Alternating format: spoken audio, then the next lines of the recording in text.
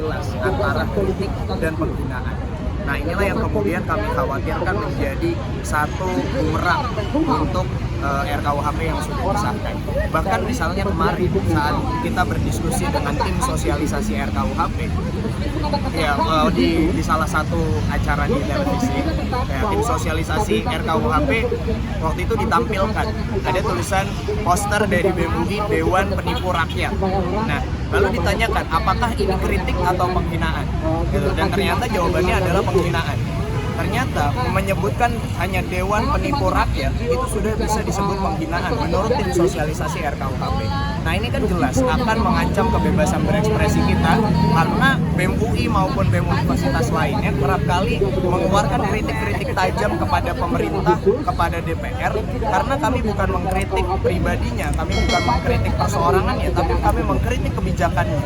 Nah, itulah yang kemudian kami khawatirkan. Lalu yang kedua, tentang pasal pidana untuk unjuk rasa, demonstrasi, pawai, dan lain sebagainya yang tanpa pemberitahuan. Tanpa pasal di RKUHP ini saja, kami mahasiswa dan masyarakat sipil yang kerap turun ke jalan itu sering mendapatkan tindakan represif dari aparat. Apalagi kalau pasal ini sudah disahkan, ada legitimasi, ada bukti, dan ada hal yang memperkuat aparat untuk kemudian melakukan tindakan represif kepada kami yang melakukan demonstrasi di jalan.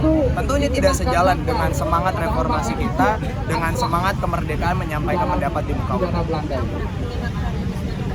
Yang artinya perbuatan menyerang. Ya. Tentu kami akan berusaha menghadirkan gelombang penolakan yang besar.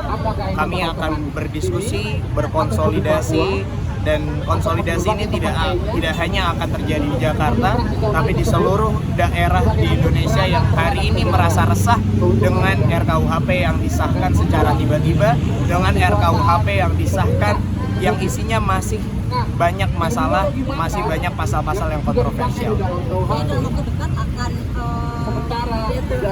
ada demo lagi dalam waktu dekat ini dari kami akan berkonsolidasi terlebih dahulu. Kami akan perkuat basis-basis pergerakan di tiap wilayah, dan kalau memang diperlukan untuk aksi turun ke jalan, kami akan turun ke jalan.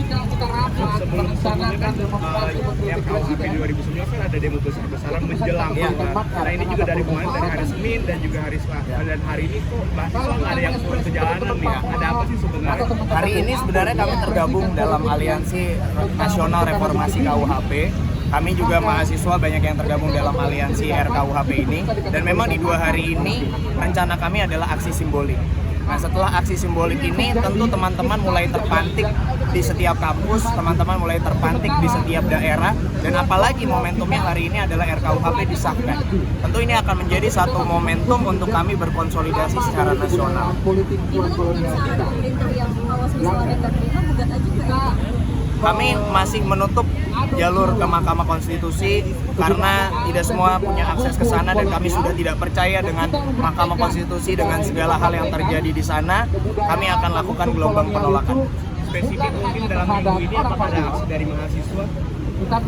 Kalau itu kami masih akan konsolidasi terlebih dahulu. Wajar kalau kemarin ini saya ikut aksi kemarin. Tapi ada benar nggak sih kalau misalnya tuh DPR tuh seolah memilih mengesahkan RKUHP ini jelang akhir tahun karena bertepatan mahasiswa lagi ujian akhir semester?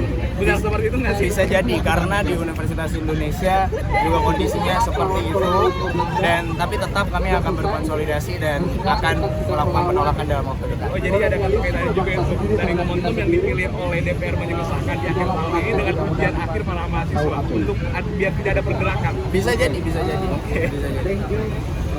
Thank you. Oke, siap. jadi kalau